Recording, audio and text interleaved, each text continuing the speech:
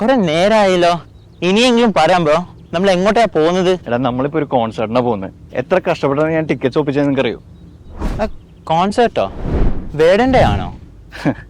വേടനും മറതൊന്നല്ല മോനെ, പണ്ട് ഞങ്ങളുടെ 90s കിഡ്സിന്റെ രോമാഞ്ചായിരുന്നു പുള്ളി. മേരി ആവാസുനോ എന്ന് പറഞ്ഞ പരിപാടിക്ക് ഫസ്റ്റ് കിട്ടിയിട്ട് ഇന്ത്യ മൊത്തം ഓളുണ്ടാക്കിയ പുള്ളിയായിരുന്നു. പിന്നെ ഏതോ സോന എന്ന് പറഞ്ഞ പെണ്ണ് തേച്ചിട്ട് ആകെ ഡൗൺ ആയിരുന്നു. പിന്നെ പുള്ളി ഒരു കംബാക്ക് നടത്തി. കംബാക്ക് എന്നൊക്കെ പറഞ്ഞാണ്ടല്ലോ, ഒരു ഒന്നൊന്നര കംബാക്ക്.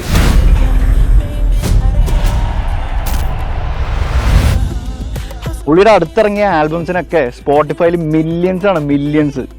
അറിയോ?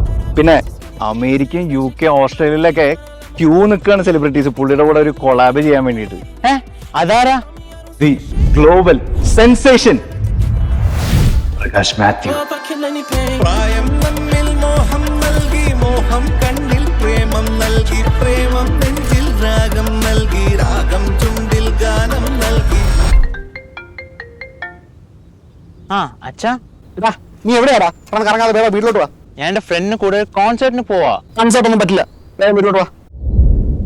പക്ഷെ അച്ഛാ, ഇത് പ്രകാശ് മാത്യുവിന്റെ കോൺസേർട്ട് ആണ്.